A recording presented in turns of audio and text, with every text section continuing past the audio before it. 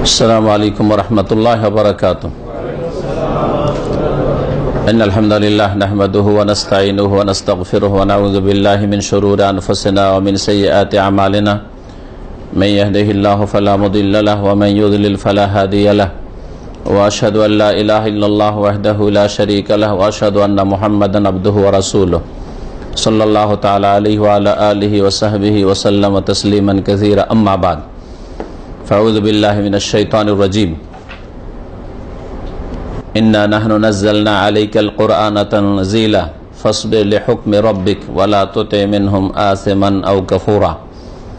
वक़ालल मुअल्लिफ़ु रहिमहुल्लाहु तआला अर्राबिअतु अस्सब्रु अलल अज़ा फ़ीह वद्दलीलु क़ौलुहु तआला वल अस्रि इन्नल इंसाना लफ़ी ख़ुस्र इल्लल्लज़ीना आमनु व अमिलुस्सॉलिहाति व तवासौ बिल हक़्क़ि व तवासौ बिस्सब्र। क़ाल शाफ़िई रहमहुल्लाहु तआला लौ मा अनज़लल्लाहु हुज्जतन अला ख़ल्क़िही इल्ला हाज़िही सूरता लकफ़तहुम। व क़ाल अल बुख़ारी रहमहुल्लाहु तआला बाबुल इल्मि क़ब्लल क़ौलि वल अमल वद्दलीलु क़ौलुहु तआला फ़अलम अन्नहु ला इलाहा इल्लल्लाह वस्तग़फ़िर लिज़ंबिक फ़बदा बिल इल्मि क़ब्लल क़ौलि वल अमल। মহান আল্লাহর সমস্ত প্রশংসা যে আল্লাহ পাক রব্বুল আলামিন দিন সম্পর্কে জ্ঞান অর্জন করা ফরজ করেছেন। সালাত এবং সালাম নাজিল হোক প্রিয় মুহাম্মদ রাসূলুল্লাহ সাল্লাল্লাহু আলাইহি সাল্লামের উপর, যিনি দিনের জ্ঞান সাহাবায়ে কেরামকে দিয়েছেন এবং তাদেরকে বলেছেন বাল্লিগু আন্নি ওয়ালাউ আয়াহ, আমার পক্ষ থেকে যদি একটি আয়াত হোক অথবা কোনো একটি বিধান হোক। আয়াত মানে শুধু কোরআনে কারীমের আয়াত নয়, শরীয়তের কোনো হুকুম কোনো বিধান হোক, তা তোমরা পৌঁছে দিও, যাতে করে আল্লাহ পাকের দিন আল্লাহর বান্দাদের পর্যন্ত সঠিকভাবে পৌঁছে যায়। আমাদের ধারাবাহিক আলোচনা ইসলামিক সেন্টার রাকাই সালাসাতুল উসুল, তিনটি মূলনীতি নামক কিতাব থেকে চলছে। তাতে আমরা গত সপ্তাহে আলোচনা করেছি চারটি বিষয় সম্পর্কে, যে চারটি বিষয় সম্পর্কে প্রত্যেক মুসলিমের জানা ফরজ। তা হচ্ছে ইলম, জ্ঞান অর্জন করা; ইলম মোতাবেক আমল করা; আমল করার পরে অন্যকে আমলের দিকে, ভালো আকীদা, ভালো ইবাদত, ভালো আখলাক, চরিত্রের দিকে আহ্বান করা, দাওয়াত দেওয়া। আর 4 নম্বর হচ্ছে এই পথে ধৈর্য ধারণ করা। এর দলিলগুলি আলোচনায় বাকি রয়েছে। শেষ যে চতুর্থ বিষয়টি ছিল সেটা হচ্ছে ধৈর্য ধারণ করা কষ্টের উপর, অর্থাৎ দিনের কথা মানুষকে পৌঁছালে আপনাকে সকলে শ্রদ্ধা সম্মান করবে না, বরং অধিকাংশই কষ্ট দেবে। এটা আপনাকে সবসময় মনে রাখতে হবে। তাই আল্লাহ পাক রব্বুল আলামিন ধৈর্যের জন্য কোরআনে কারীমে বারবার করে আম্বিয়া রাসূলগণকেও স্মরণ করিয়েছেন, আর তার অন্যান্য মুমিন বান্দাদেরকেও ধৈর্যের কথা আল্লাহ পাক বলেছেন বা নির্দেশ দিয়েছেন। মহান আল্লাহ এই ধৈর্য সম্পর্কে ইরশাদ করছেন যে আম্বিয়া রাসূলগণও বড় ধৈর্য ধারণ করেছেন, তাদেরকে খুব কষ্ট দেওয়া হয়েছে। সূরা আনআমের আয়াত নম্বর 34-এ আল্লাহ পাক ইরশাদ করেছেন ওয়ালাকাদ কুযযিবাত রাসূলুম মিন ক্বাবলিক, নিঃসন্দেহে হে নবী মুহাম্মদ সাল্লাল্লাহু আলাইহি ওয়াসাল্লাম, তোমার পূর্বে অনেক রাসূলকে মিথ্যা প্রতিপন্ন করা হয়েছে। তোমার পূর্বে বহু রাসূলগণকে কি করা হয়েছে? মিথ্যা মনে করা হয়েছে, মিথ্যুক বলা হয়েছে। ফাসাবারু আলা মা কুযিবু, তাদেরকে মিথ্যা প্রতিপন্ন করা হয়েছে, তাদেরকে বিশ্বাস করা হয়নি, তারপরেও তাতে তারা ধৈর্য ধারণ করেছেন। ওয়া উযু, এবং তাদেরকে কষ্ট দেওয়া হয়েছে। হাত্তা আতাহুম নাসরুনা, এই কষ্টের পরে যে তাদেরকে কষ্ট দেওয়া হয়েছে আর তারপরে তারা ধৈর্য ধারণ করেছেন এই কষ্টের উপর, তারপরে আমার সাহায্য তাদের জন্য এসেছে। আল্লাহ রাব্বুল আলামিন তারপরে সাহায্য নামিয়েছেন। তো আম্বিয়া রাসূলগণকে আল্লাহ পাক রব্বুল আলামিন যে পাঠিয়েছেন তারা সবচেয়ে ভালো মানুষ, তারপরেও তাদেরকে ছাড়েনি। জাতির অধিকাংশ লোক অসৎ, এই অসৎ লোকেরা ছাড়েনি, তারা কষ্ট দিয়েছে। সুতরাং যদি আপনাকে কষ্ট দেই তাহলে জানবেন যে আপনি আল্লাহর দ্বীনের সত্যি প্রতিনিধিত্ব করছেন। আর যদি আপনাকে কষ্ট না দেই তার মানে সকলকে খুশি রাখার চেষ্টা করছেন, সকলের চাহিদা পূরণ করার চেষ্টা করছেন, সৎ হোক আর অসৎ হোক, শিরকি আকিদার হোক, বিদাতি আকিদার হোক আর সহি আকিদার হোক, সবাইকে খুশি করতে চাইছেন, দিনদার হোক আর বেদিন হোক। যদি কষ্ট না দেওয়া হয় তাহলে নিশ্চিত আপনি বাতিল পন্থার উপর রয়েছেন, হক পথ আপনি পাননি, হক কথা বলেন না আপনি। কষ্ট যদি দেওয়া হয় তারপরে আশা করা যায় যে সাহায্য আল্লাহ পাকের সন্নিকটে রয়েছে, কারণ কষ্ট দেওয়া হয়েছে তারপরে আল্লাহ পাকের সাহায্য নেমে এসেছে। আল্লাহ পাক এই আয়াতে বলেছেন আম্বিয়া রসুলগণকে বিভিন্নভাবে কষ্ট দেওয়া হয়েছে। সূরা জারিয়াতের আয়াত নম্বর 52-তে আল্লাহ পাক ইরশাদ করেছেন, কাযালিকা মা আতাল্লাযীনা মিন ক্বাবলিহিম রাসূলিন ইল্লা ক্বালু সাহিরুন আও মাজনুন। এইরকম ভাবেই মা আতাল্লাযীনা মিন ক্বাবলিহিম রাসূল, তাদের পূর্বে যত রাসূলগণ এসেছে তাদেরকে দেশবাসী জাতি বলেছে হয় সাহের জাদুকর, আও মাজনুন অথবা পাগল বলেছে। সুতরাং কোরআন সুন্নাহর আলেমকে পাগল বলবে না, দাজ্জাল বলবে না, ফিতনাবাজ বলবে না, না বলবেই, তাতে পরোয়া করার কিছু নাই। বরং আপনাকে সবসময় নিশ্চিত হইতে হবে যে আপনি কোরআন সুন্নাহর দলিলের উপর আছেন কি না, আপনি হকের উপর আছেন কি না। যদি আপনি হকের উপর না থাকেন তাহলে তো দুনিয়াতেও গাল খেলেন আর আখিরাতেও ধ্বংস করলেন। এটা হচ্ছে বড় বিপদ আপনার জন্য। কিন্তু দুনিয়াতে গালমন্দ করবেই, কষ্ট দেবে, সব রকমের কষ্ট দেবে, মানসিক কষ্ট দেবে, জাদুঘর বলে, পাগল বলে, শারীরিক কষ্ট দেবে, মারধর করে, জেল হাজত দিয়ে, আর কত রকমের যেই রকম ভাবে পারে, যেমন নবী করিম সাল্লাল্লাহু আলাইহি সাল্লামের সাথে করেছে, আপনাদের ইতিহাস জানা আছে।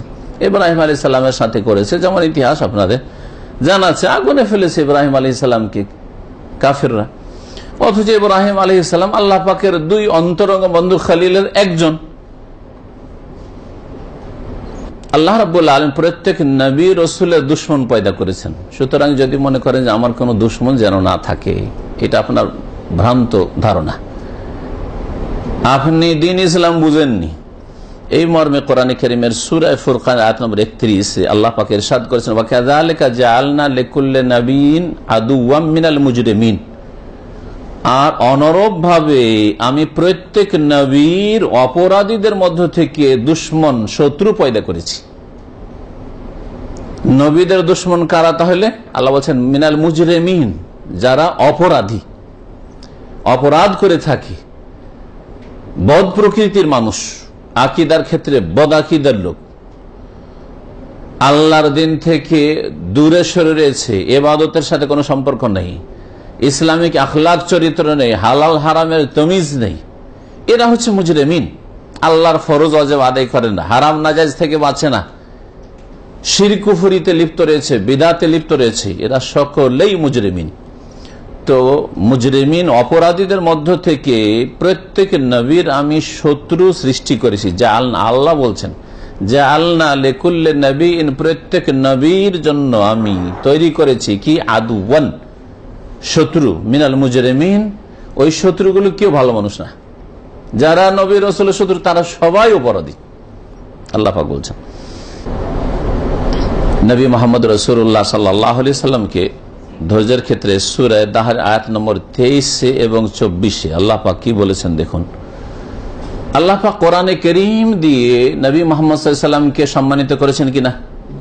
হ্যাঁ, কত বড় মর্যাদা সম্মান যে আল্লাহ পাক আল কোরআন সবচেয়ে শ্রেষ্ঠ কিতাব এবং সর্বশেষ কিতাব এবং সমস্ত মানব জাতির এবং জিন জাতির জন্য কিতাব, কোন একটা জাতির গোষ্ঠীর জন্য না, একটা এলাকার লোকের জন্য না, সম্প্রদায়ের জন্য না। যেমন তাওরাত ইনজিল গুই নাযিল হয়েছে বনি ইসরায়েলদের জন্য ইত্যাদি, তাই না? মুসা আলাইহিস সালাম বনি ইসরায়েলদের জন্য, ঈসা আলাইহিস সালাম বনি ইসরায়েলদের জন্য এসেছেন। এক একটা গোত্র, এক একটা অঞ্চল, এক একটা এলাকার বা এক এক বংশধর আর জন্য এসেছেন আগের নবীরা। কিন্তু নবী মুহাম্মদ রাসূলুল্লাহ কোরআন নিয়ে এসেছেন সারা বিশ্বের সমস্ত কালো সাদা সকল মানুষের জন্য এবং সকল জিনের জন্য। আল্লাহ পাক তাকে কি বলছেন সম্বোধন করে শুনেন, বলছে ইন্না নাহনু নাজ্জালনা আলাইকাল কুরআনা তানজিলা। হে নবী মুহাম্মদ সাল্লাল্লাহু আলাইহি ওয়াসাল্লাম, নিঃসন্দেহে আমি তোমার প্রতি কোরআন নাজিল করেছি, কোরআন ধীরে ধীরে নাজিল করেছি। নাজ্জালনা সেটা বসে যান। আমরা কোরআন আমি আল্লাহ কি করেছি, কোরআন ধীরে ধীরে। নাজ্জালা মানে হচ্ছে ধীরে ধীরে নাজিল করা, আর আনজালা মানে একবারেই নাজিল করা। তো কোরআন কারীমের দুটোই গুণ রয়েছে। কোরআন কারীমকে আল্লাহ পাক লৌহে মাহফুজ থেকে প্রথম আকাশে একবারেই নাজিল করেছেন। এই জন্য ইন্না আনজালনাহু ফি লাইলাতুল কদরে, ইনজাল শব্দ ব্যবহার হয়েছে। আর নাজ্জালা কোরআন কারীমে বহু আয়াতে, তাবারাকাল্লাযী নাজ্জালাল ফুরকান, এখানেও রয়েছে নাজ্জালা। নাজ্জালা মানে ধীরে ধীরে নামানো, ধীরে ধীরে অবতীর্ণ করা। তো 23 বছরের নবী করিম সাল্লাল্লাহু আলাইহি ওয়াসাল্লামের নবুয়ত রিসালাতের জীবনে 40 বছর বয়স থেকে শুরু করে 63 পর্যন্ত এই কোরআন ধীরে ধীরে ধীরে প্রথম আকাশ থেকে জিবরাইল আলাইহিস সালাম নিয়ে এসে মক্কাতুল মুকাররমায় অথবা মদিনা মুনাওয়ারায় অথবা নবী সাল্লাল্লাহু আলাইহি ওয়াসাল্লাম কখনো সফরে, যখন যেখানে আল্লাহ পাকের হুকুম হয়েছে ওহী নাজিল করেছেন। এই কোরআনকে তোমার প্রতি আমি নাজিল করেছি। কোরআন আল্লাহ নাজিল করলেন, তো আল্লাহ পাক নবীর ওপর মহা অনুগ্রহ করলেন, ঠিক না? কোন একটা অনুগ্রহের কথা যদি উল্লেখ করা হয়, তাহলে ওখানে এরপরে যে কথাটি আসবে সেটা তো এইরকম হওয়ার আশা করা যায়। হ্যাঁ, এইরকম হওয়াটা হচ্ছে মানে উপযুক্ত, যে তাহলে তুমি আল্লাহর শুকরিয়া আদায় করো, ঠিক না? যখন আল্লাহ তোমার ওপর কোরআন নাজিল করেছেন, তাহলে কি করো তুমি? শুকরিয়া আদায় করো। কিন্তু আল্লাহ শুকরিয়ার কথা বলেননি, ধৈর্য ধারণ করো বলেছেন। এখানে আর একটু স্পষ্ট করি, তাহলে বুঝতে পারবেন। মানুষের সুখের সময় কি করতে হয়? কি করতে হয়? আপনি মাশাআল্লাহ খুব সুখে আছেন, তো কি করবেন? ধৈর্য ধরবেন নাকি? কি করবেন? শুকরিয়া আদায় করবেন, আলহামদুলিল্লাহ খুব ভালো আছি, খুব সুখে আছি, ঠিক না? হ্যাঁ, খুব সুস্থ আছি ইত্যাদি। আর যখন দুঃখে পড়বেন, বালা মুসিবত আসবে, তখন কি করতে হয়? ধৈর্য ধারণ করতে হয়। তো কোরআনে কারীম নাজিল হওয়াটা নবীর উপর বালা মুসিবত, নাকি নবীর উপর অনুগ্রহ, রহমত, বরকত? হ্যাঁ, নবী সাল্লাল্লাহু আলাইহি ওয়াসাল্লামের মর্যাদা উঁচু করা, ঠিক কিনা? তাহলে আল্লাহ পাকের নিয়ামতের উপর আল্লাহ বলবেন যে শুকরিয়া আদায় করো, তা না বলে আল্লাহ কি বলছেন তারপর আয়াত, ইন্না নাহনু নাজ্জালনা আলাইকাল কুরআনা তানজিলা ফাসবির লিহুকমি রাব্বিকা। তোমার প্রতি যেহেতু আমি কোরআনে কারীম নাজিল করেছি, সুতরাং তুমি তোমার প্রতিপালকের নির্দেশে ধৈর্য ধারণ করো। মনে হচ্ছে কোনো বিপদ এসে পড়ে গেছে, আল্লাহ বলছেন যে ধৈর্য ধারণ করো। কেন এই কথা বললেন? যদি আপনাকে বলি, দেখেন সামনে কিন্তু আপনার রিস্ক আসছে, আল্লাহ শুকরিয়া আদায় করুন, কথাটা ভুল হবে না ঠিক হবে? ভুল। সামনে আপনার বিপদ আপদ আসছে, ধৈর্য ধারণ করুন বলতে হবে, ঠিক না? আর আল্লাহ পাক অনেক নিয়ামত আপনাকে দিয়েছেন, ধৈর্য ধারণ করুন বলবো নাকি? কি বলবেন? শুকরিয়া আদায় করুন, আল্লাহ অনেক নিয়ামতের শুকরিয়া আদায় করুন, ঠিক কিনা? তো আল্লাহ পাক রব্বুল আলামিন শুকরিয়ার কথা না বলে কি বলছেন? ফাসবির লিহুকমি রাব্বিকা, তোমার রবের হুকুমে নির্দেশে তুমি কি করো? ধৈর্য ধরো। আল্লাহ ধৈর্যের জন্য শেষ নবীকে, সর্বশ্রেষ্ঠ নবীকে নির্দেশ দিচ্ছেন, স্মরণ করিয়ে দিচ্ছেন, যাতে করে ভুলে না যান তিনি। হ্যাঁ, কেন? এতে ইঙ্গিত রয়েছে যে কোরআন যে নাজিল হচ্ছে, যখন কোরআন নাজিল হবে তখন তোমার দুশ্মন বেড়ে যাবে। এতদিন আর তোমার দুশ্মন ছিল না, 40 বছর পর্যন্ত যে চলে গেল তোমার জিন্দেগি, এতে কোনো দুশ্মন ছিল না। কিন্তু কোরআন যেহেতু নাজিল হওয়া শুরু হয়েছে, সুতরাং কি হবে? তোমার দুশ্মন হবে। সুতরাং ফাসবির লিহুকমি রাব্বিকা, তোমার দুশ্মনদের কষ্টে এবং দুশ্মনদের পক্ষ থেকে যেসব বিপদ আপদ আসবে, বালা মুসিবত আসবে, কি করো? ধৈর্য ধারণ করো আল্লাহর হুকুমে। ফাসবির লিহুকমি রাব্বিকা। এই আয়াত থেকে শুধু নবীর কথা বোঝা যায়নি, বরং প্রত্যেক মুসলিমকে এখান থেকে শিক্ষা নিতে হবে যে যেই ব্যক্তি কোরআনে কারীমের জ্ঞান অর্জন করবে, প্রথম এলিম, কোরআনে কারীমের প্রতি আমল করবে, ইসলামিক লাইফ করলেন, মাথা থেকে পা পর্যন্ত আপনি নিজেকে মুসলিম করলেন, কোরআনে কারীমের দিকে দেশবাসীকে ডাকবে, হ্যাঁ, সমাজকে ডাকবে, পরিবারকে ডাকবে, আত্মীয় স্বজনদেরকে ডাকবে, অন্যদেরকে দাওয়াত দেবে, তখন সবাই শুকরিয়া আদায় করবে, কি করবে? কষ্ট দেবে, যেমন কষ্ট দিয়েছে রাসূলুল্লাহ সাল্লাল্লাহু আলাইহি সাল্লামকে। নবী করিম সাল্লাল্লাহু আলাইহি সাল্লাম কে মারধর করেছে, রক্তিত করে দিয়েছে। নবী করিম সাল্লাল্লাহু আলাইহি সাল্লাম তার মোবারক চেহারা থেকে রক্ত মুছে ফেলছেন আর বলছেন যে আল্লাহুম্মা গফির লিকওমি বা আল্লাহুম্মা হাদি কওমি ফাইন্নাহুম লা ইয়ালামুন, হে আল্লাহ আমার জাতিকে হেদায়েত করো, হেদায়েতের মাধ্যমে তাদের এই ভুল ত্রুটি অন্যায়কে ক্ষমা করো। হেদায়েত না হলে তার ক্ষমা হচ্ছে না। হেদায়েত করো, মাফ করো আমার জাতিকে, ফাইন্নাহুম লা ইয়ালামুন, কারণ এরা অবুঝ, জানে না। নবী করিম সাল্লাল্লাহু আলাইহি সাল্লামকে কষ্ট দিচ্ছে কাফের মুশরিকরা, মক্কার লোকেরা, আর নবী করিম সাল্লাল্লাহু আলাইহি সাল্লাম তাদের জন্য হেদায়েতের দোয়া করছেন, তাদের জন্য মাগফিরাতের দোয়া করছেন, আল্লাহ এদেরকে ক্ষমাযোগ্য করে দাও, এদেরকে মুমিন মুসলিম করে দাও, যে ক্ষমা হোক এদের। সহিহ বুখারীতে এই হাদিস রয়েছে এবং সহিহ মুসলিমও রয়েছে। তাহলে আপনি আমি যদি একটু কষ্ট দেয় তো 2-1 দিনের কথা, যদি প্রথম কথা দিনের কথা বলবেন না আপনি, যখন যেখানে সেরকম তাল মিলিয়ে চলবেন। দেখছেন যে না রে আমি এখানে সমালোচনার পাত্র হয়ে যাব, চুপ হয়ে গেলেন, হ্যাঁ, একদল।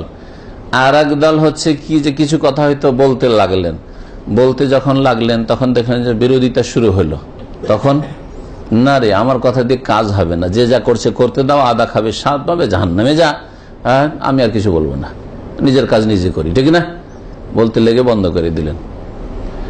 আর এক দল যে যখন কষ্ট দেবে তখন ওদেরকে অভিশাপ আর বদ্দোয়া, শুধু আল্লাহর লানত হোক, আল্লাহর গজব হোক, আল্লাহ জাতিকে ধ্বংস করুক, হ্যাঁ এইসব। তো এগুলি তো নবীর তরিকা না। নবীর তরিকা হক কথা থেকে মুখ বন্ধ করা নয়, নবীর তরিকা এই নয় যে সমালোচনাকে ভয় করবে, নবীর তরিকা এই নয় যে কেউ কষ্ট দিবে সেজন্য ভয় করবে, কথা বন্ধ করে দিবে, দাওয়াতের কাজ শুরু করেছে আর মাঝ রাস্তাতে থেমে যাবে, এটা নবীর তরিকা নয়। নবীর তরিকা এই নয় যে কেউ যদি কষ্ট দেয় তো তাদেরকে অভিশাপ দেবে, বদদোয়া দেবে যে আল্লাহ ধ্বংস করে দাও, সব দেয়, ঠিক কিনা? জি হ্যাঁ। আর আপনার জন্য আমার জন্য রাসূলুল্লাহ সাল্লাল্লাহু আলাইহি সাল্লাম হচ্ছেন উসওয়া হাসানা, উত্তম আদর্শ। লাকাদ কানা লাকুম ফি রাসূলিল্লাহি উসওয়াতুন হাসানাহ, সার্বিক ক্ষেত্রে। তো এই ক্ষেত্রেও আপনার ভাই বেরাদর, আত্মীয় স্বজন যারা অবুঝ, সহি আকীদা বুঝে না, অথবা ইসলাম বুঝে না, ইসলাম পালন করতে চাই না, বা ইসলাম পালন করলে তাদের পার্থিব স্বার্থে একটু আঘাত লাগে, বিভিন্ন কারণে আপনার সাথে শত্রুতা করবে, আপনার ক্ষতি করার চেষ্টা করবে, আপনাকে কষ্ট দেবে, সেই ক্ষেত্রে কি করতে হবে? ফাসবির লিহুকমি রাব্বিক।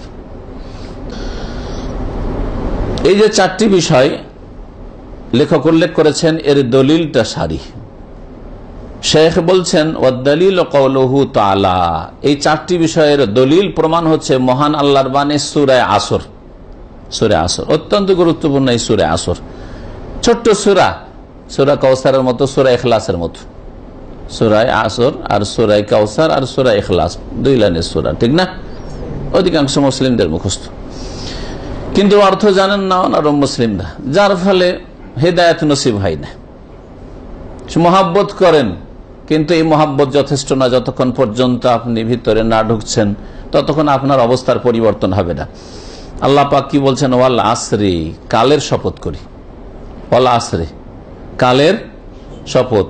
আসর মানে হচ্ছে সময়, কাল। জি, আর বিশেষ একটা সময় বৈকাল বেলা, ওইটাকেও আসর বলা হয়, ওই জন্য আসর বলা হয়। আসরের সলাত, হ্যাঁ, সলাতুল আসরের নামাজ, জোহর আর মাগরিবের মাঝখানে একটা সময়কে আসর বলা হয়। এটা হচ্ছে বিশেষ সময়ের নাম আসর। আর এমনি আরবি ভাষায় আসর মানে হচ্ছে যুগ, আসর মানে হচ্ছে, আসর মানে হচ্ছে জামানা, কাল, এগুলো অর্থে যে কোনো কালকে বলা হয়। ফি হাযাল আসর আজকাল ব্যবহার হচ্ছে, মানে এই যুগে, বর্তমান যুগে। ওয়াল আসরি, যুগের শপথ, কালের শপথ। কালের শপথ কেন করা হয়েছে? যুগ, সময়, কালকে মানুষ যদি ভালো কাজে লাগায় দুনিয়া আখেরাতের ক্ষেত্রে, তাহলে সফল হয়ে যাবে। সময়কালকে যদি কেউ অন্যায় কাজে লাগায় বা সময়কালকে যদি নষ্ট করে, বেকার বেকার লাইফটাকে কাটিয়ে দিল, কোনো কাজে লাগাতে পারল নিজেকে, না দুনিয়ার ভালো কোনো কাজে লাগাতে পারলো, দুনিয়ার ভালো শিক্ষিত হলো, না ভালো কিছু রুজি রোজগার করতে পারলো, না দিনের কাজে লাগাতে পারলো, তাহলে তার দুনিয়া আখেরাতকে ধ্বংস করলো। দুনিয়ার ক্ষেত্রে হোক অথবা দিনের ক্ষেত্রে হোক। আজকেরা যে স্কুল লাইফে মাদ্রাসা লাইফে লেখাপড়া করেননি, ঠকামি করেছেন বাপ মায়ের সাথে, তারা আজকে কষ্ট করছেন, ক্ষতিগ্রস্ত। কিন্তু যারা ভালোভাবে লেখাপড়া করেছেন আজকে তারা লাভবান দুনিয়ার ক্ষেত্রে, ঠিক না?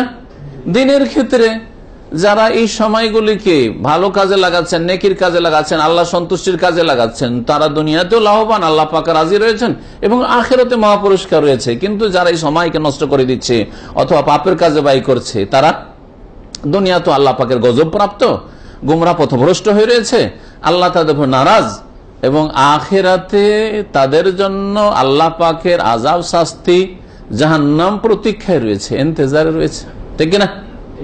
মওত হলে আযাব শুরু হয়ে যাবে। তো আল্লাহ পাক এই জন্য এই গুরুত্বপূর্ণ বিষয়টি শপথ করেছেন। আল্লাহ রাব্বুল আলামিন তার সৃষ্টির মধ্য থেকে বিভিন্ন বিষয়ের কসম করেছেন কোরআনে কারীমে। বান্দার ক্ষেত্রে বান্দা মানুষ, আল্লাহ পাকের আদেশ নিষেধ পালন করা ফরজ বান্দার উপর। সুতরাং আল্লাহ পাকের আদেশ হচ্ছে যে তোমরা শপথ করবে একমাত্র মহান আল্লাহর। আল্লাহ ছাড়া অন্যের শপথ করা, কসম করা কোনো মানুষের জন্য জায়েজ না। কেউ যদি আল্লাহ ছাড়া অন্যের কসম করে তাহলে সে শিরক করল। মান হালাফা বিগাইরিল্লাহি ফাকাদ আশরাকা, নবী কারীম সাল্লাল্লাহু আলাইহি ওয়াসাল্লাম বলেছেন, কেউ যদি আল্লাহ ছাড়া অন্যের কসম করে, বাপের কসম, মায়ের কসম, দানার কসম ইত্যাদি ইত্যাদি, হ্যাঁ, তো কি করলো? সে শিরক করলো। জি, কসম করার উদ্দেশ্য কি হয়? কেন মানুষ কসম করে? কথাটাকে শক্তিশালী করা। যে কথাটা আপনি বলতে চাইছেন কসমের শপথের পরে, সেই কথাটাকে কি করা? শক্তিশালী করা, জোরদার করা, যে আমার কথাতে জোর আছে, ঠিক না? অল আসরে, সময়কালের শপথ, তারপরে যে কথাগুলি আসছে সেগুলি কি আল্লাহ পাকের সব কথাই সত্য, কিন্তু আল্লাহ পাক বান্দার জন্য শক্ত করে বয়ান করছেন, জোরদার ভাষা বর্ণনা করছেন। ইন্নাল ইনসানা লাফি খুসর, নিঃসন্দেহে সমস্ত মানুষ ক্ষতিতে নিমজ্জিত রয়েছে।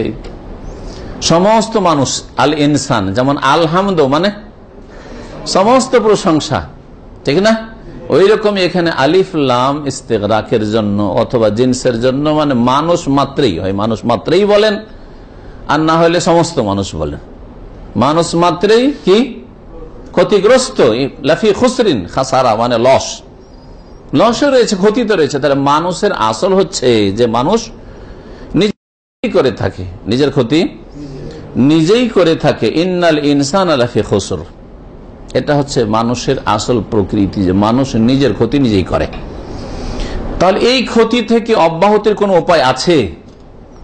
নাজাতের কোনো উপায় আছে? বাঁচার কোনো রাস্তা আছে? আল্লাহ বলছেন হ্যাঁ আছে। তারপরে বলছেন এই চারটি গুণ থাকতে হবে। চারটির একটি থাকলে হবে না, চারটির দুটি থাকলে হবে না। এই চারটি গুণ যেই মানুষের মধ্যে আছে সেই ব্যক্তি, সেই মানুষ ক্ষতিগ্রস্ত নয়, সেই মানুষ হচ্ছে লাভবান, সেই মানুষ হচ্ছে সফল কাম। ইল্লাল্লাযীনা আমানু, তবে ওরা ক্ষতিগ্রস্ত না যারা বিশ্বাসী হয়েছে। যারা কি হয়েছে? বিশ্বাসী হয়েছে, ইমানদার হয়েছে। ইমান মানে বিশ্বাস করা, ইমান মানে বিশ্বাস করা। আর লেখক বর্ণনা করেছেন প্রথম বিষয় কি? ইমান উল্লেখ করেছেন না ইলম উল্লেখ করেছেন? ইলম উল্লেখ করেছেন। তো কোরআনে আসলে ইমান, আর লেখক উল্লেখ করলেন ইলম, জ্ঞান অর্জন করা। তো ইমান দিয়ে ইলমের দলিল কেমন করে হয়? কেউ যদি আপনাকে প্রশ্ন করে, যদি এটা ক্লিয়ার না জানা থাকে তাহলে আপনি হতভম্ব হয়ে যাবেন। কথা তো ঠিকই, কোরআনের আয়াতে আছে ইমান, আরো বলছে যে চারটা জিনিস হচ্ছে প্রত্যেক মুসলিমের জন্য জানা ফরজ। তা হচ্ছে কি করা? ইলম হাসিল করা, তারপরে আমল করা, দাওয়াত দেওয়া, আর ধৈর্য ধারণ করা। তো ইলম কোথা থেকে পেল? তো কোরআন অপব্যাখ্যা। হ্যাঁ, কোরআনের তাফসীর আপনাকে করতে হবে। ইমান মানে বিশ্বাস, বিশ্বাস মানে কোন কিছুর বিশ্বাস, তাই না? এক অথবা একাধিক বিষয়ের, বহু বিষয়ের বিশ্বাস, ঠিক না? এটা হচ্ছে ইমান। তাহলে এই যে বিশ্বাস করবেন, তো এই বিশ্বাসের কাজটা অন্তরের কাজ, ঠিক না? বিশ্বাস কি দিয়ে করা হয়? হৃদয় দিয়ে, কলব দিয়ে করা হয়। অন্তর থেকে যে বিশ্বাস করবেন, যার নাম ইমান। তো বিশ্বাস যে বিষয়গুলির করবেন, সেই বিষয়গুলি সম্পর্কে বিশ্বাসের আগে জ্ঞান অর্জন করা লাগবে কি লাগবে না? বলে ভাই আমি কিছু জানি না তবে বিশ্বাস করি, যদি কেউ বলে, তো কি বলবেন আপনি? মানে ইসলামের কি জানেন আপনি? কিছুই জানি না, তবে বিশ্বাস করি। কি বিশ্বাস করেন তাহলে? আরে কালমার্কস বিশ্বাস করে যে আল্লাহ নেই, ঠিক না? আপনি কি বিশ্বাস করেন? তো বলছে আল্লাহ আছে। আর কি বিশ্বাস করেন? আল্লাহ এক। তাহলে তো নলেজ আছে। আর যদি না আমার ওইসব কিছুই নলেজ না, বুঝি না, কিছুই জানি না, আমি বিশ্বাস করি, তাহলে হইতে পারে? তাহলে ঈমান যে অন্তরের কর্ম, এই অন্তরের কর্মের আগে সেই সম্পর্কে নলেজ লাগবে, যার নাম হচ্ছে ইলম। এই জন্য আল্লামা শেখ সালেহ ফৌজান বলছেন যে লিআন্নাল ঈমানা লা ইয়াকুনু ইল্লা আন ইলমিন, ঈমান অসম্ভব, বিশ্বাস করা অসম্ভব যতক্ষণ আপনার নলেজ নেই। আগে বিশ্বাস করেছেন যে আজকে বুধবার বা দেশা ইসলামিক সেন্টার রাকাই ইসলামিক প্রোগ্রাম আছে, জি, এটা আগে কি করেছেন? আগে বিশ্বাস করেছেন না আগে জেনেছেন? আগে জেনেছেন, খবর হয়েছে, তারপরে কথাটা বিশ্বাস করেছেন, তারপরে টান দিয়েছেন এখানে আসার জন্য, ঠিক না? তারপর আমল করেছেন, বোঝা গেছে? আগে এই সম্পর্কে জেনেছেন, তারপরে কথাটার উপর আস্থা হয়েছে, বিশ্বাস হয়েছে, তখন এই দিকে এসেছেন, যার নাম হচ্ছে আমল কর্ম। যদি প্রথম জানাই না থাকতো আর বলেন আমি বিশ্বাস করি, ভাই কি বিশ্বাস করেন? তা তো জানি না কি বিশ্বাস করি, পাগল না? তাহলে ঈমান মানে মাস্ট, তার আগে কি? ইলম। ঈমানের আগে হচ্ছে ইলম। তো ঈমানের মধ্যে ইলম ঢুকা আছে, কারণ ঈমান হইতে পারে না। ঈমানের রুকুন কয়টি? খুঁটি কয়টি? 6টি। এইটা নলেজ, এটা ইলম, যে 6টা জানা আছে আপনার, যে 6টা জিনিস বিশ্বাস, এটা হচ্ছে ঈমানের খুঁটি এগুলো। হ্যাঁ, আর এর অনেক শাখা প্রশাখা রয়েছে, ঈমানের 70-এর বেশি শাখা প্রশাখা রয়েছে, এগুলো হচ্ছে নলেজ, ইলম। এই ইলমগুলির সাথে এখন আপনি বিশ্বাস স্থাপন করবেন, ঈমান নিয়ে আসবেন। তাহলে ঈমান ইলম ছাড়া হতেই পারে না। ইলম ছাড়া যদি বলেন বিশ্বাস, তাহলে এর নাম হচ্ছে অজ্ঞতা। আর অজ্ঞতার সাথে আমি কিছুই জানি না, না ঈমান হইতে পারে, না আমল হইতে পারে, না আহ্বান হইতে পারে। আমি ডাকছি ভাই আপনাদেরকে, কোন দিকে ডাকছেন তা তো জানি না, ভাই হইতে পারে? কোনোটাই হইতে পারে না। পরের যে কাজগুলো রয়েছে কোনোটাই হইতে পারে না। 1 নম্বর। 2 নম্বর হচ্ছে ও আমেলুস সালিহাত। প্রথম বৈশিষ্ট্য, আপনি জেনে শুনে সঠিক আকীদা আমল জেনে আল্লাহর দ্বীন সম্পর্কে, আল্লাহ সম্পর্কে, আল্লাহ রাসূল সম্পর্কে জেনে কি করবেন? বিশ্বাস করবেন, ঈমানদার হবেন। 2 নম্বর হচ্ছে ও আমেলুস সালিহাত। যখন বিশ্বাস করেন আপনি, তাহলে যেগুলি কথা বিশ্বাস করেন তার একটি হচ্ছে আল্লাহর প্রতি ঈমান। আল্লাহ রাব্বুল আলামিন সবকিছু দেখছেন, জানছেন, আল্লাহ পাক হিসাব নেবেন। কখন হিসাবটা হবে? আখিরাতে হিসাব হবে। এই আখিরাতের প্রতি আপনার বিশ্বাস আছে। তাহলে যখন হিসাব হবে, সেখানে জবাব দিতে হবে, তাহলে আমল করেন, কারণ আল্লাহর সামনে হাজিরা দিতে হবে। একজন মুসলিম আর আপনি আমল করেন না, বলছেন আল্লাহ পরকালে বিশ্বাস করি, মিথ্যুক। এইরকম মুসলিম, বেআমল মুসলিম, জাহান্নাম থেকে নাজাতের কোনো চেষ্টা নেই, জান্নাত পাওয়ার জন্য কোনো মেহনত পরিশ্রম নেই, বলছে যে আমি মুসলিম মুমিন ভাবে বিশ্বাস করি, মিথ্যুক। এতে কোনো সন্দেহ নেই। কারণ যখন আপনি বিশ্বাস করেন, তাহলে বিশ্বাস অনুযায়ী কাজ হবে আপনার। দুনিয়ার ক্ষেত্রে বিশ্বাস হলেই কাজ করেন, না হলে কাজ করবেন না। যদি আপনার জানা থাকে যে মালিক ধোঁকাবাজ, বেতন দেবে না, তাহলে কখনো আপনি কি করবেন না? ডিউটি করবেন না। কি বলছিলাম? ঈমানের পরে আমল। আমলের ক্ষেত্রে আল্লাহ বলছেন সলিহাত। সলিহাতে 1 বচন না বহু বচন? বহু বচন। তার মানে 1টা 2টা কাজ করলে হবে না। ভাই আমি নামাজ পড়ি, হ্যাঁ যথেষ্ট? নামাজ পড়া গুরুত্বপূর্ণ ইবাদত, কিন্তু যথেষ্ট না। মনে করে যে নামাজ পড়ি, সহি নামাজই জানে না, অনেক হারাম কাজ করে, নামাজ পড়ি, হবে না? হবে না। সলিহাত, অনেক ভালো কাজ রয়েছে, অনেক নেক আমল রয়েছে। সেই নেক আমলগুলি, নেক আমল আপনি আপনার খেয়াল খুশি, আপনার মেজাজে নির্ণয় করবেন না। আল্লাহ পাক ফয়সালা করেছেন, আল্লাহ ফয়সালা করেছেন যে এগুলি হারাম, হারামগুলি নাজায়েজ থেকে বেঁচে থাকাই হচ্ছে আপনার নেক কাজ। আর এগুলি হচ্ছে ফরজ, ওয়াজিব, সুন্নত, মুস্তাহাব, সুতরাং এগুলি হচ্ছে নেক কাজ। এই হচ্ছে নেক কাজ, যার জন্য আল্লাহ পাকের ওহীর প্রয়োজন রয়েছে। আল্লাহ পাক যদি রাসূল না পাঠাতেন, আল্লাহ ওহী না করতেন, তাহলে এই বিবেক বুদ্ধি দিয়ে এগুলি ভালো কাজ, এগুলি মন্দ কাজ, এই নির্ণয় করা সম্ভব ছিল না। যার ফলে আল্লাহর আসমানি কিতাবেরও প্রয়োজন, আর আল্লাহ পাকের নবী রাসূলের প্রয়োজন। জি, ওয়া আমেলুস সালিহাত। এবং তারা যারা কি করে? ভালো কাজগুলি করে, 2 নম্বর কাজ। 3 নম্বর বৈশিষ্ট্য হচ্ছে ওয়াতাওয়াসাউ বিল হাক্কি, ভালো কাজ করার পরে শুধু নিজের মধ্যেই ভালোটাকে, কল্যাণকে সীমিত রাখে না, ওয়াতাওয়াসাউ, একে অপরকে হকের, সত্যের উপদেশ দিয়ে থাকে। তাওয়াসা মানে হচ্ছে ওসিয়ত করা, উপদেশ দেওয়া। আর তাওয়াসা যখন আসবে পরস্পরকে উপদেশ দেওয়া, একজন আর একজনকে উপদেশ দেয়। তাহলে প্রত্যেক মুসলিম যে যতটা আল্লাহর দিন সম্পর্কে জানে, নিজে আমল করার পরে একজন অপরজনকে কি করবে?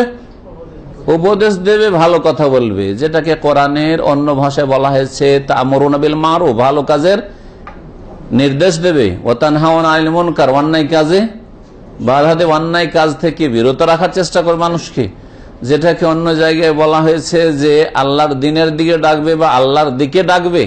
এগুলি হচ্ছে বিভিন্ন কোরআনে কারীম ভাষায় আল্লাহর দিকে ডাকাটাই হচ্ছে ভালো কাজের দিকে ডাকা, আল্লাহর দিকে ডাকাটাই হচ্ছে অন্যায় কাজে বাধা দেওয়া, আল্লাহর দিকে ডাকাটাই হচ্ছে সত্য কথার উপদেশ দেওয়া একে অপরকে।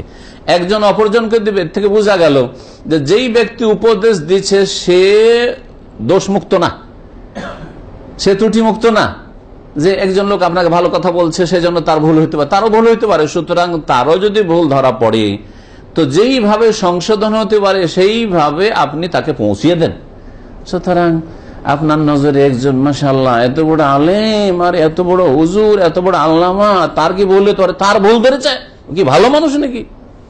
হ্যাঁ না, তাহলে আল্লাহ তাওয়াসা কেন বলবেন? একজন অপরজনের ভুল ধরবে, একজন আর একজনের সংশোধন করে দিবে, আল্লাহ পাক বলছেন।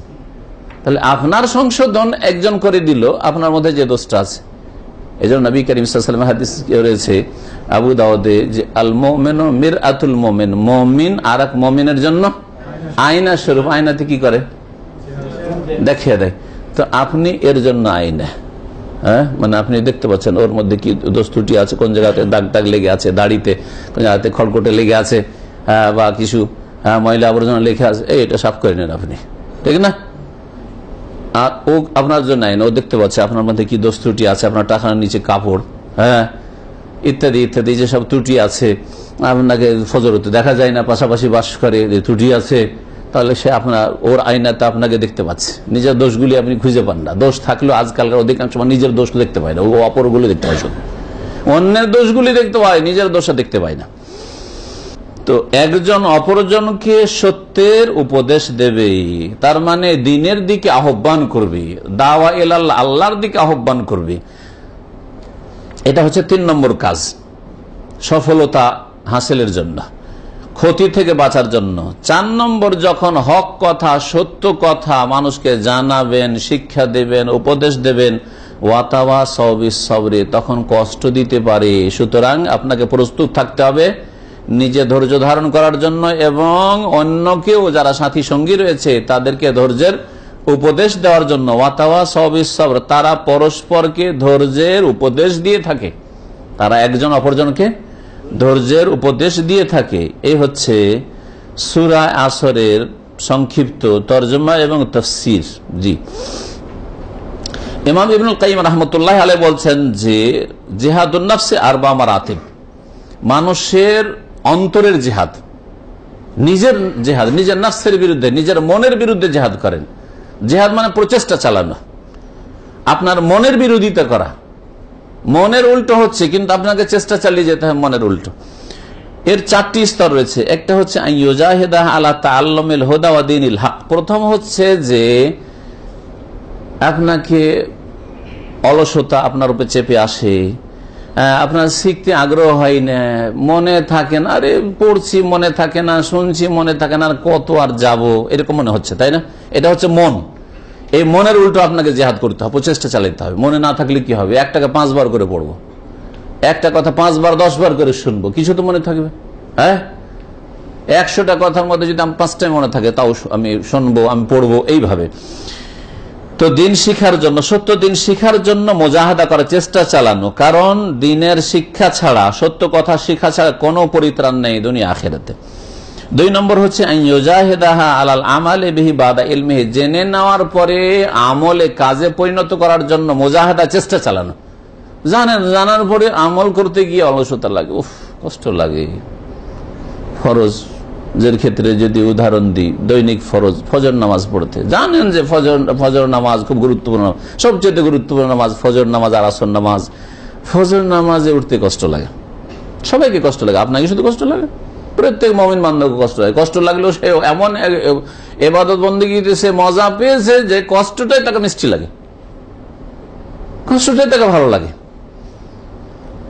তো মনের বিরুদ্ধে মন চায় শুইতে, হ্যাঁ মন চায় যে একটু ঘুমিয়ে নি, ঠিক ঘরে পড়ে নেবো বা একটু পরে পড়ে নেবো, হ্যাঁ, কিন্তু না, মনের বিরুদ্ধে আপনাকে জিহাদ করতে হবে, প্রচেষ্টা চালাতে হবে। জেনে নেওয়ার পরে আমলের জন্য প্রচেষ্টা চালানো মনের বিরুদ্ধে। 3 নম্বর হচ্ছে আইয়ুজাহিদাহ আলা দাওয়াতি ইলাইহি। অনেক সময় নিজে শিখে নেওয়ার পরে শয়তান আপনাকে বুঝাবার চেষ্টা করে যে তুই শিখেছিস, তুই আমল করছিস, এসব কথা বলতে গেলে ঝামেলা হবে, বাদ দে, হ্যাঁ থাক, আরো 5 জন বলুক, যখন 5 মুখ থেকে সবাই বলবে তখন আমি বলবো, অন্যের অপেক্ষায় রয়েছেন, হ্যাঁ না।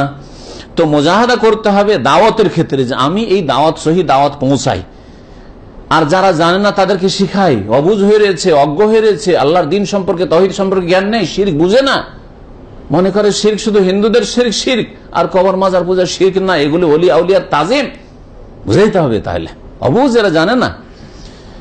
4 নম্বর প্রচেষ্টা চালানো নফসের বিরুদ্ধে জিহাদ হচ্ছে আইয়ুজাহিদাহা আলা সাবরি, হ্যাঁ, আলা মাশাকিদ দাওয়াতি ইলাল্লাহ। আল্লাহর দ্বীনের দাওয়াত করতে গিয়ে যে কষ্টগুলি হয়ে থাকে এবং মানুষের পক্ষ থেকে যে কষ্ট এসে থাকে, সেগুলির ওপর ধৈর্য ধারণের ক্ষেত্রে নফসের বিরুদ্ধে মুজাহাদা করা। কারণ মন চায় না যে কেউ গাল দিক, মন চায় না যে কেউ মানহানি করুক, মন চায় না কেউ যে আমি আমার জীবনে আমার লাইফে কষ্ট হোক।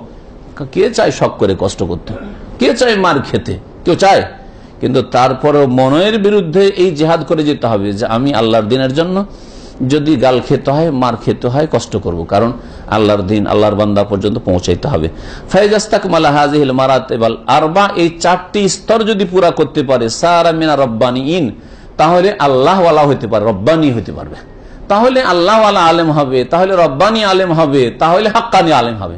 আর হক্কানি আলেম মানে এই যে যারা শিরক বিদআত নিয়ে শুধু জমজমাট বাজার গরম করে রেখেছে আর দেশের অধিকাংশ লোক ভক্ত হয়ে রয়েছে, এর নাম হক্কানি। কখন এর নাম হক্কানি না। হক্কানি হচ্ছে যে হক কথা বলবেন। আর এই 4টি আপনার মধ্যে জিহাদ থাকতে হবে, আপনার মনের বিরুদ্ধে জিহাদ, নফসে, ইলমের ক্ষেত্রে জিহাদ, আমলের ক্ষেত্রে জিহাদ, ইসলাম প্রচারের ক্ষেত্রে জিহাদ এবং ধৈর্য ধারণের ক্ষেত্রে জিহাদ, নিজের মনের বিরুদ্ধে। ইমাম শাফিঈ রাহমাতুল্লাহ আলাইহি বলছেন এই সূরা আসর সম্পর্কে, লাউমা আনজালাল্লাহু হুজ্জাতান আলা খালকিহি ইল্লা হাযিহি সূরাতা লাকাফাতহুম, যদি আল্লাহ পাক রব্বুল আলামিন তার সৃষ্টির জন্য, মানব জাতির জন্য এই সূরাটি ছাড়া কোন দলিল না নাজিল করতেন, কোরআন আল্লাহ নাজিল না করে শুধু সূরা আসর এই 2 লাইনের একটি সূরা নাজিল করতেন, আর আল্লাহ পাক রব্বুল আলামিন হিসাব নিতেন এই মানব জাতির, লাকাফাতহুম, সেই মানব জাতির জন্য, এই সৃষ্টির জন্য যথেষ্ট হইত। লাকাফাতহুম, তাদের জন্য যথেষ্ট হইত। কোন দিক থেকে? কথা তো খুব সংক্ষেপ। সূরা আসরের তাফসীর পড়লেন। সূরা আসরে 2টো জিনিস উল্লেখ করা হয়েছে, একটা পজিটিভ, একটা নেগেটিভ। একটা হচ্ছে সুখের উপায়, আর একটা হচ্ছে দুঃখের কারণ, হ্যাঁ, লাভের উপায় আর ক্ষতির কারণ, এই 2টো কথা উল্লেখ করা হয়েছে। বুঝলেন না? ইহকাল পরকালে সুখের উপায় কি? সুখের উপায় হচ্ছে 4টি গুণ। আপনার মধ্যে যদি 4টি গুণ থাকে তাহলে আপনি সুখী, দুনিয়া আখিরাতে সুখী। ইলম, আল্লাহ সম্পর্কে, আল্লাহ রাসূল সম্পর্কে, আল্লাহর দ্বীন সম্পর্কে, যেটি 3টি মূলনীতি, সালাসাতুল উসুল যে বইয়ের নাম, হ্যাঁ বুঝলেন না? ইলম যদি থাকে, আমল যদি থাকে, আর এইদিকে যদি যেটা আপনি শিখেছেন সেই দিকে যদি মানুষকে দাওয়াত দেন, ডাকেন, শিখান, তালিম দেন, প্রচার করেন, আর ধৈর্য যদি ধরতে পারেন, এই পথের উপর অটল যদি থাকতে পারেন, জি হ্যাঁ। তো এই 4টি বৈশিষ্ট্য হচ্ছে কি? সুখের উপায়, আসবাবুস সাআদা, ভাগ্যবান হওয়ার মাধ্যম। আপনি কি করে ভাগ্যবান হবেন? যদি আপনাকে জিজ্ঞেস করি আপনি কি করে ভাগ্যবান হবেন, এলমের মাধ্যমে, আমলের মাধ্যমে, দাওয়াতের মাধ্যমে, ধৈর্য ধারণের মাধ্যমে। সহজ কথায় সূরা আসর, তাই না? আপনি যদি দুনিয়া আখেরাতে নিজের সৌভাগ্য চান তো এই 4টি গুণ নিজের মধ্যে তৈরি করুন। আর একটি হচ্ছে হতভাগা হওয়ার কারণ, আপনার দুর্ভাগ্যের কারণ, বদনসিব হওয়ার কারণ। দুনিয়াতেও বদনসিব আর আখেরাতেও বদনসিব, ভাগ্য খারাপ। যদি করতে চান তাহলে এই 4টি গুণে ত্রুটি করুন। না দিন ভালো করে শিখলেন, না আমলই ভালো করে করলেন, না দিনের দিকে দাওয়াত দিলেন, আর না ধৈর্য ধারণ করলেন। হয়তো কিছুটা ইসলাম সম্পর্কে জ্ঞান আছে, আমলের ত্রুটি, বা ইসলাম সম্পর্কে জ্ঞান আছে, আমল আছে, কিন্তু নীরব, কাউকে কিছু বলবো না, দিনের কথা নিজের জন্য কুক্ষিগত করে রেখেছেন, আর কাউকে শিখালেন না। কাউকে যদি কখনো কিছু বলতে যান তো দেখছেন যে না, এখানে করে লোকজন অসন্তুষ্ট হচ্ছে, মনক্ষুণ্ণ হচ্ছে, সমালোচনা হচ্ছে, বাদ দেন। আজকাল অধিকাংশ যারা টাকা নিচের হারাম কাপড় পরছেন বলছে যে আমার সাথী সঙ্গীরা যাদের সাথে চাকরি করি সমালোচনা করে, ঠাট্টা করে। ঠাট্টাটাই বরদাস্ত করতে রাজি না, এর ওপর ধৈর্য ধরতে রাজি না। আমার মোদির একটু খারাপ নজরে দেখে যে কি রে তুই এরকম করো রে, হ্যাঁ, মোদিরকে আল্লাহকে নারাজ করতে, অসন্তুষ্ট করতে চায়, কিন্তু নিজের ম্যানেজারকে, নিজের বসকে নারাজ করতে চায় না, কারণ এখানে পেটের ধান্দা আছে। পেটের ধান্দা এমন নয় যে ওই টাকার উপরে কাপড় উঠিয়ে ইসলামিক কাপড় পরলে ওর যে রুজি খেয়ে নেবে, তাও নয়, আর খাওয়ার ক্ষমতা আছে তাও নয়, বুঝা গেছে? কিন্তু না, ও একটু খারাপ নজরে দেখি, হ্যাঁ, না, ওর কাছে খারাপ হবো না। আল্লাহর কাছে খারাপ হয়ে জাহান্নামে চলে যায়, কিন্তু মানুষের কাছে খারাপ হবো না। স্ত্রীর কাছে দাড়িটা রাখে, স্ত্রীর কাছে একটু খারাপ হয়ে যাব, ও মেনে নিতে চাই না, সেই জন্য দাড়ি রাখবো না। আল্লাহর কাছে খারাপ হয়ে যায়, রাসূলের কাছে খারাপ হয়ে যায় সাল্লাল্লাহু আলাইহি সাল্লাম, কিন্তু স্ত্রীর কাছে খারাপ হওয়াটা ভাই পছন্দ করি না। দেখলেন কেমন অবস্থা আমাদের ইমানের, কেমন অবস্থা? জি। তো সূরা আসরে কি রয়েছে বললাম?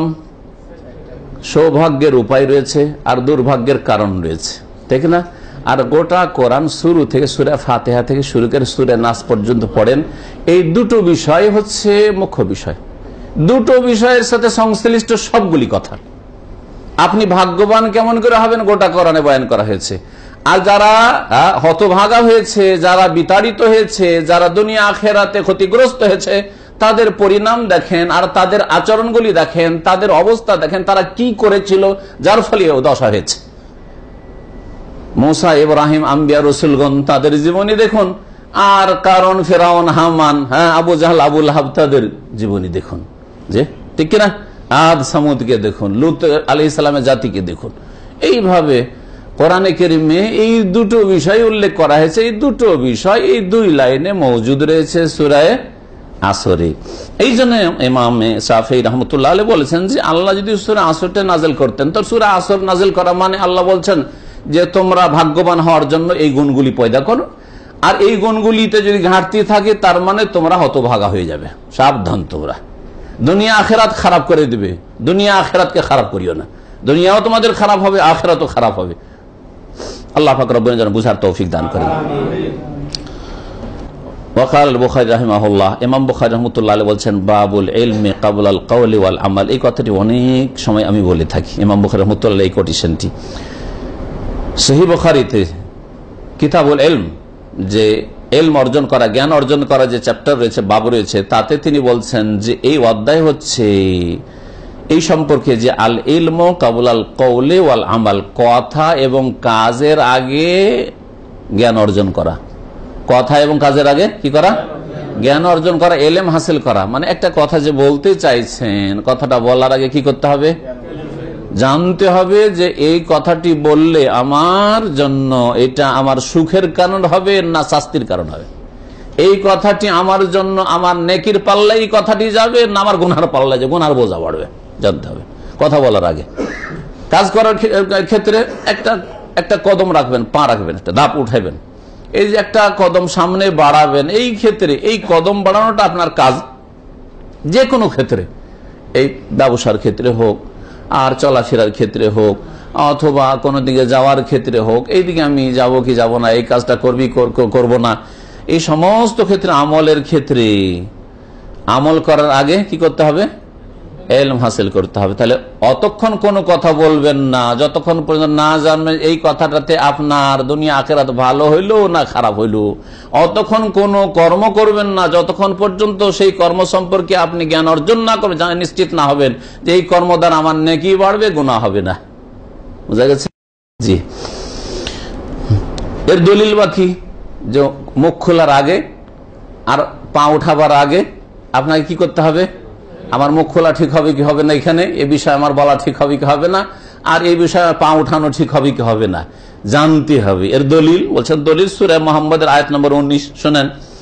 বলছেন আল্লাহ পাক ইরশাদ করেছেন কওলুহু তাআলা ফাআলাম আন্নাহু লা ইলাহা ইল্লাল্লাহ ওয়াস্তাগফির লিযামবিকা।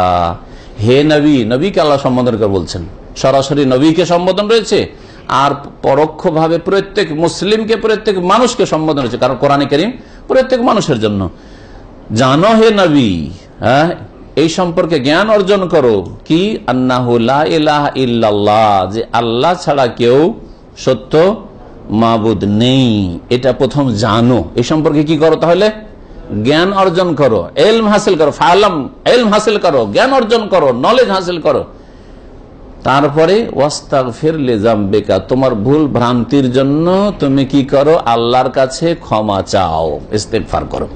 আস্তাগফিরুল্লাহ পড়ো, আস্তাগফিরুল্লাহ ওয়া আতুবু ইলাইহি পড়ো, আস্তাগফিরুল্লাহ আল্লাযী লা ইলাহা ইল্লা হুয়াল হাইয়ুল কাইয়্যুম ওয়া আতুবু ইলাইহি পড়ো। বলছেন ফাবাদা বিল ইলমি ক্বাবলা আল কওলি ওয়াল আমাল। আল্লাহ পাক রব্বুল আলামিন এই আয়াতে কথা এবং কাজের আগে ইলম দিয়ে শুরু করেছেন। আল্লাহ প্রথম বলছেন ফাআলাম, আগে জানো, ঠিক না? জানো কি সম্পর্কে? লা ইলাহা ইল্লাল্লাহ সম্পর্কে প্রথম জানার কথা উল্লেখ করেছেন। তারপরে কর্ম কোনটি? বলছে ইস্তেগফার করাটি কর্ম। ভালো করে মনে রাখেন, কি আয়াতে দুটো অংশ রয়েছে, ফাআলাম আন্নাহু লা ইলাহা ইল্লাল্লাহ। তাহলে প্রথমে একজন মুসলিমকে জানতে হবে যে আল্লাহ ছাড়া কেউ সত্য মাবুদ নেই, এই সম্পর্কে ইলম হাসিল করতে হবে। সত্য মাবুদ উপাস্য একমাত্র আল্লাহ রাব্বুল আলামিন জানলেন। আর তারপরে ক্ষমা চান আল্লাহ পাকের কাছে, ভুল ভ্রান্তি হতে পারে, হচ্ছে, সুতরাং আল্লাহ পাকের কাছে কি করো? ক্ষমা চাও। ক্ষমা চাওয়াটা হচ্ছে আমল, আর আমলের আগে, কর্মের আগে আপনাকে কি নির্দেশ দিয়েছেন আল্লাহ? ইলম হাসিল করার, জ্ঞান অর্জন করার। ফাআলাম। ইমাম শাফি রহমতুল্লাহ জন্ম কত সালে? 100। যেই বছরে ইমাম আবু হানিফার ইন্তেকাল রাহিমাহুল্লাহ, ওই বছরে ইমাম শাফির জন্ম। 150 হিজরিতে ইমাম আবু হানিফা ইন্তেকাল করছেন, ওই বছরে ইমাম শাফি জন্ম নিচ্ছেন। তাহলে 150 হিজরিতে ইমাম শাফি রাহিমাহুল্লাহর জন্ম। মৃত্যু 204। বয়স কত? 54 বছর। আমার বয়স 53 হয়ে গেছে, বুঝতে পারছেন? ইমাম শাফি মাত্র 54 বছর। এখানে 54 কি অনেকে 60-এর ঘরে চলে গেছেন, আর অনেকে 54 না পৌঁছলে আর 5 বছর 10 বছর মধ্যে 54-তে পৌঁছে যাবেন সবাই প্রায়, ঠিক না? কতটা কি করতে পেরেছেন আপনি ইলমের ক্ষেত্রে, আমলের ক্ষেত্রে, দাওয়াতের ক্ষেত্রে, দ্বীনের খেদমতের ক্ষেত্রে, হ্যাঁ, আল্লাহর জমিনে কতটা ভালো কাজ করতে পেরেছেন, আপনার আখিরাতের জন্য কতটা সম্বল গ্রহণ করতে পেরেছেন। আর ইমাম শাফি রাহমাতুল্লাহ মাত্র 54 বছর বয়সে ইন্তেকাল করছেন, আর এত বড় তিনি ইমাম, 4 জন ইমামের একজন বড় ইমাম, ইমাম শাফি রহমতুল্লাহ আলাইহি। তো ইখলাস লাগবে, আল্লাহ পাক যেন আমাদেরকে ইখলাস দান করেন। মেহনত লাগবে, পরিশ্রম লাগবে, তাহলে আল্লাহ পাক কাজে বরকত দেবেন, ইলমে বরকত দেবেন। ইমাম বুখারী রহমতুল্লাহ আলাইহির কথা যখন উল্লেখ করা হলো, তার সম্পর্কে বলি, তার জন্ম কত সালে? 194। ইন্তেকাল 256। বয়স কত? 62 বছর। 62, 63 ঘরে গেছেন। নবী করিম সাল্লাল্লাহু আলাইহি ওয়াসাল্লামের বয়স কত? 63। আবু বকরের বয়স জানেন? রাদিয়াল্লাহু আনহু 63। ওমরের বয়স জানেন? 63। তাহলে আল্লাহ পাকের সবচেয়ে প্রিয় বান্দা মুহাম্মদ রাসূলুল্লাহ সাল্লাল্লাহু আলাইহি ওয়াসাল্লাম, তারপরে উম্মতের আবু বকর, তারপরে ওমর, তাদের বয়স কত? 63 করে। আর যতগুলি মুহাদ্দিসিন কিরাম আছেন হাদিসের পড়ে, তার মধ্যে সবচেয়ে বড় মুহাদ্দিস ইমাম বুখারী রাহমাতুল্লাহ আলাইহি, তার বয়স 62, 63। জি। তাহলে আপনার আর কতটা সময় আছে দুনিয়াতে যে আপনি অবহেলাতে সময় কাটাচ্ছেন? এখন আপনার ফরজ ওয়াজিবটা ঠিক হলো না, এখন হারাম কাবিরা থেকে বাঁচতে পারলেন না, এখন আখিরাতের জন্য জান্নাত কে নিজে নিশ্চিত করতে পারলেন না? এখন আপনি কি যে অবস্থায় আছেন আপনি খেয়ালও করেন না যে কোন দিকে যাচ্ছে আর কি অবস্থায়, অবস্থায় মত চলে আসলে আমার কি দশা হবে। তাহলে আপনি কতটুকু জ্ঞানী মানুষ নিজে চিন্তা করুন। আল্লাহ পাক যেন আমাদেরকে বুঝার তৌফিক দান করেন এবং এগুলো থেকে উপদেশ নেওয়ার তৌফিক দান করেন। ইমাম বুখারী রাহমাতুল্লাহ আলাইহি সম্পর্কে ভাষ্যকার বলছেন যে তার নাম মোহাম্মদ বিন ইসমাইল, তাই না? আবু আবদুল্লাহ তার উপনাম কুনিয়ত ছিল। বোখারা, উজবেকিস্তানে যে বোখারা একটি প্রসিদ্ধ শহর আছে সেখানে তার জন্ম। আর যেমন বললেন 194 জন্ম, এতিম, চোখ খুলেছেন পৃথিবীতে, বাপকে দেখতে পাননি, হ্যাঁ, এতিম হয়ে জন্ম নিয়েছেন। ইন্তেকাল তার খারতাং নামক একটি শহরে সামারকান্দের কাছাকাছি ঈদ উল ফিতরের রাতে তার ইন্তেকাল হয়েছে 256 হিজরিতে। জি, এই তার কি বলছে জন্ম তারিখ আর মৃত্যু আর বয়স সম্পর্কে একটা কবিতা রয়েছে। যারা মনে রাখতে পারবেন শব্দগুলি, যদি শব্দের অঙ্ক যদি আবজাদে আলিফ বা জিমের যে অঙ্কগুলি রয়েছে ফার্সিদের থেকে এসছে, কিন্তু এগুলো প্রসিদ্ধ কায়দা বাগদাদিতে রয়েছে, তো বুঝার জন্য বলছি। এই 3টা শব্দ কালিমা বলবো, ওগুলো যদি মনে থাকে তাহলে মনে রাখতে পারবেন যে তাদের বয়স কত ছিল। বলছেন মিলাদহু সিদকুন, তার জন্ম হচ্ছে সদ দাল কাফের অঙ্ক, সিদকুন, সিদকুনে 194 বেরোবে, হ্যাঁ। ওয়ামুদ্দাত উমরিহি ফিহা হামিদুন, আর তার আয়ু হচ্ছে বয়স হচ্ছে হামিদ, হা মিম ইয়া দাল, এর অঙ্ক হচ্ছে 62। ওয়ান কাজা ফি নূরি, এবং তার ইন্তেকাল হয়েছে নূরে, মানে নুন ওয়াওরা, নুন ওয়াওরার সংখ্যা বেরোবে 256। জি হ্যাঁ, এগুলো যখন মাদ্রাসা ছাত্রদেরকে আমরা পড়াই তখন এগুলো কিছু দিই, যাতে করে শব্দগুলো কালিমাগুলো 3টা মনে রাখলে, যদি ভুলেও যাই যে কোন সালে 194টা ভুলে গেছে, 256 ভুলে গেছে, কিন্তু যদি মনে থাকে সিদকুন হামিদুন আর নূরুন, মনে থাকলে অঙ্ক দেখে বের করে দিই। ধৈর্য 3 প্রকারের। ধৈর্য কত প্রকারের? 3 প্রকারের। আমরা শুধু ধৈর্য বুঝি শুধু বিপদ আপদে ধৈর্য, তাই না? বালা মুসিবত পড়েছে, মা মারা গেছে, বাপ মারা গেছে, ছেলে মারা গেছে, স্ত্রী মারা গেছে, স্বামী মারা গেছে, এগুলিতে ধৈর্যটা বুঝি, আর কোনো ধৈর্য বুঝি না। বা একটা অ্যাক্সিডেন্ট হয়েছে, টাকা পয়সা হারিয়ে গেছে ইত্যাদি, চিন্তা হয়ে গেছে, এইগুলোতে ধৈর্য বুঝি, ঠিক কিনা?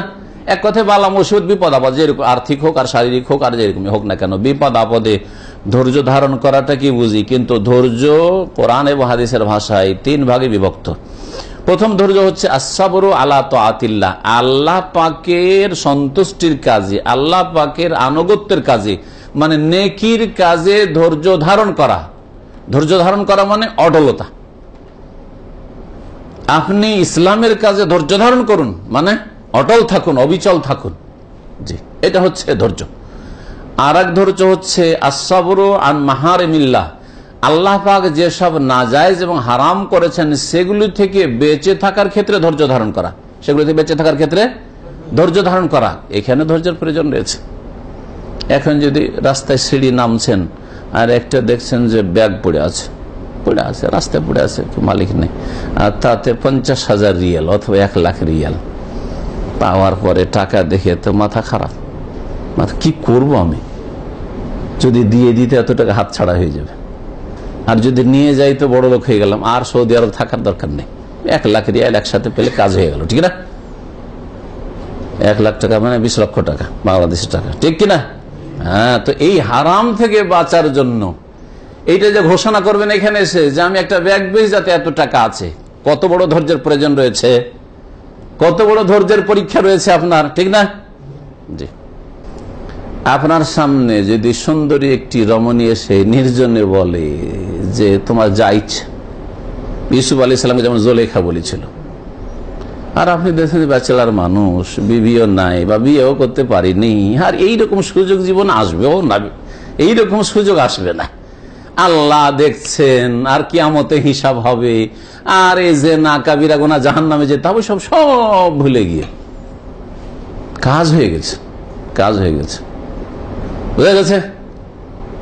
ধৈর্য ধরলেন না আপনি, কিন্তু না, আজকে আমি 10 মিনিটের আমোদ ফুর্তি করলাম, কিন্তু আমাকে হাজার হাজার বছর জাহান্নামের আগুনে জ্বলতে হবে, হাসর মাঠে কোটি কোটি মানুষের সামনে লাঞ্ছিত অবদস্ত হইতে হবে যে এই হচ্ছে জেনাকার, এই হচ্ছে লুচ্চা, এই ছিল চরিত্রহীন, হ্যাঁ, সুবহানাল্লাহ। এ হলো চোর, এ হলো ডাকাত, এই বেঈমানি করেছে, ঠিক কিনা? জি। তো আল্লাহর হারাম থেকে বাঁচার ক্ষেত্রেও ধৈর্যের প্রয়োজন। ধৈর্য ছাড়া কেউ গুনাহ থেকে বাঁচতে পারবে না। 3 নম্বর ধৈর্য হচ্ছে আসসাবরু আলা আকদারিল্লাহ। আল্লাহ পাক যে ভাগ্যে নির্ধারণ করেছেন, আর সেই ভাগ্যে যেগুলি এসছে তা যদি অপ্রীতিকর হয়, কষ্টদায়ক, সেগুলির ক্ষেত্রে ধৈর্য ধারণ করা।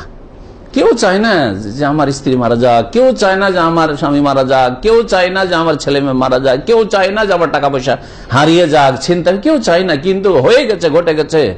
এখন কি করতে হবে? প্রথম চোটেই ধৈর্য ধারণ করতে হবে। কান্নাকাটি করে তো সবাই ধৈর্য ধরে, কাফেরও ধৈর্য ধরে, বেদিন বেনামাজিও ধৈর্য ধারণ করে, নাস্তিকও ধৈর্য ধারণ করে 1-2 সপ্তাহ পরে, ঠিক কিনা? আপনাকে প্রথম চোটেই ধৈর্য ধারণ করতে হবে। 3 রকমের ধৈর্য দিনের ক্ষেত্রে, এই 3টি ধৈর্য যদি নিজের মধ্যে নিয়ে আসতে পারেন, তাহলে আপনি নিজের মধ্যে পুরো দিন নিয়ে আসতে পেরেছেন। পুরো দিনটাই হচ্ছে এই 3টি ধৈর্যের নাম।